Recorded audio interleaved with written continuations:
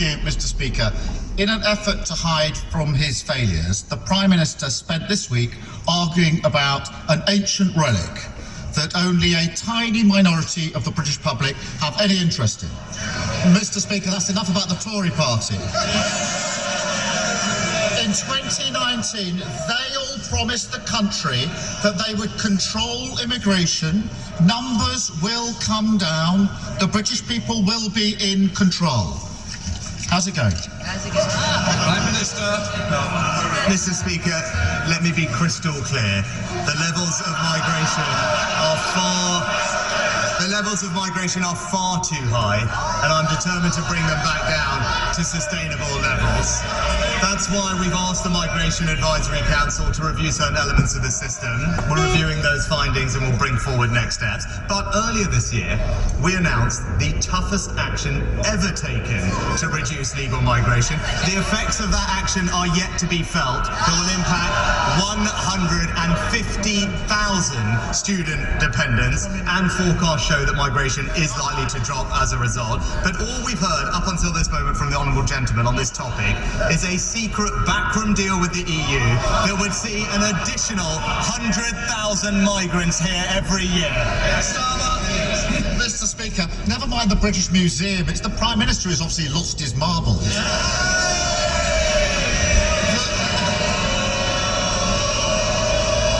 Mr. Speaker, the Greek Prime Minister came to London to meet him, a fellow NATO member, an economic ally, one of our most important partners in tackling illegal immigration.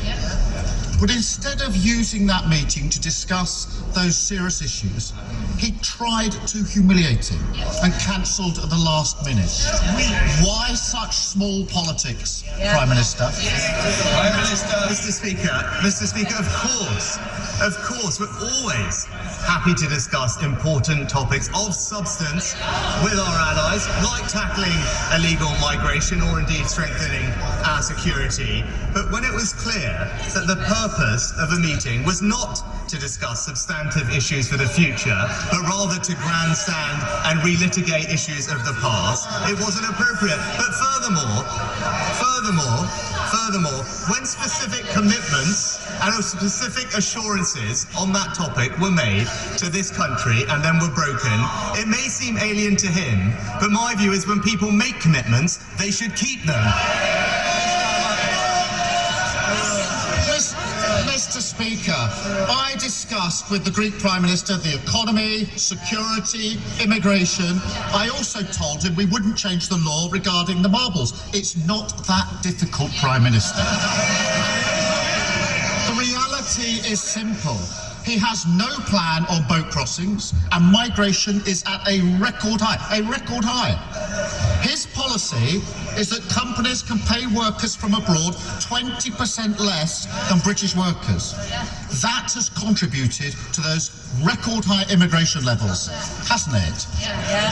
Prime Minister. Mr. Speaker, he talks about the boat crossings. Is it failed to notice illegal boat crossings are down by a third this year, Mr. Speaker, thanks to every one of the actions that we've taken that he opposed every single time they were raised. But look, Mr. Speaker, no one will be surprised that he's backing an EU country over Britain. Just this last week he was asked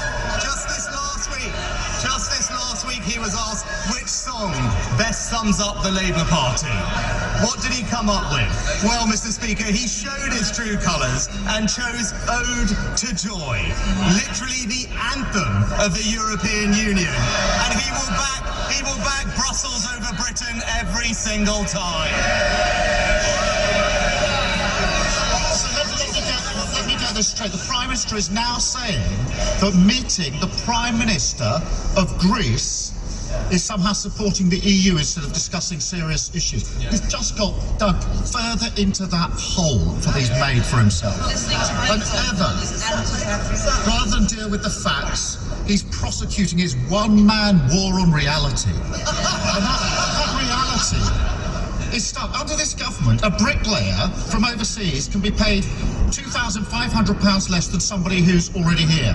A plasterer, £3,000 less. An engineer, £6,000 less. The list goes on. It's absurd. Labour would scrap his perverse wage-cutting policy. Why won't he? Mr. Speaker, as I said, we have taken significant measures and will bring forward more. And indeed, as the ONS themselves said, more recent estimates indicate a slowing of immigration as a result of the things that we're doing. But I am surprised, Mr. Speaker, to hear him now taking this new position, because I've got a quote here from a pushy young shadow immigration minister who said, and I directly quote this person, he told this House that limits on skilled migrants are, and I quote, a form of economic vandalism.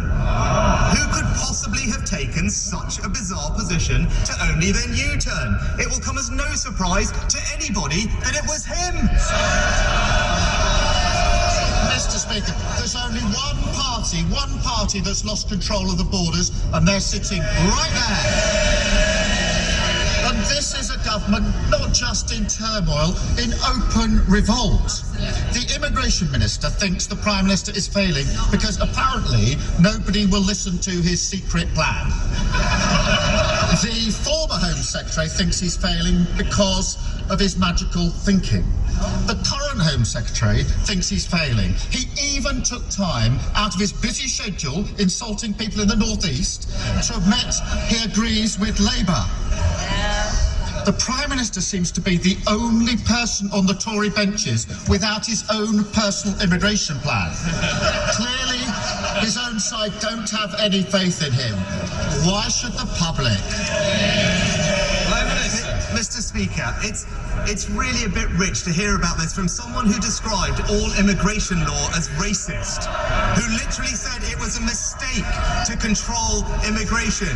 We have taken steps and we will take further steps, which is why recent estimates of immigration show that it's slowing. It's why next year the immigration health surcharge will increase by over 2/3. It's why immigration fees are going up by up to 35%. But Mr. Speaker, one of his own members of his front bench said that having a target isn't sensible, right? It's no surprise, Mr. Speaker, to have people like this, because this is the person, Mr. Speaker, while we're taking all these measures that he opposed, this is the person who stood on a platform and promised to defend free movement. On their watch, migration has just trebled. He's giving the House a lecture about targets. He's lost in La La Land. There can be few experiences more haunting for the members opposite than hearing this Prime Minister claim that he's going to sort out a problem.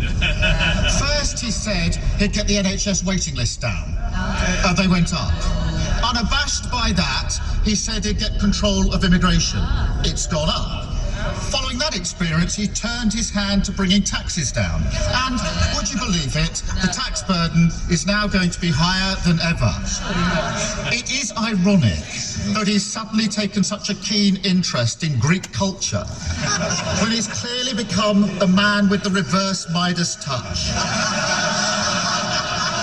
Everything he touches turns to, maybe the Home Secretary, help me out here.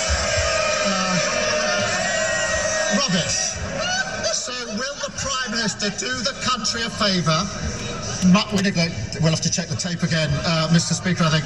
So will the Prime Minister do the country a favour, warn us what he's planning next, so we can prepare ourselves for the disaster that will inevitably follow?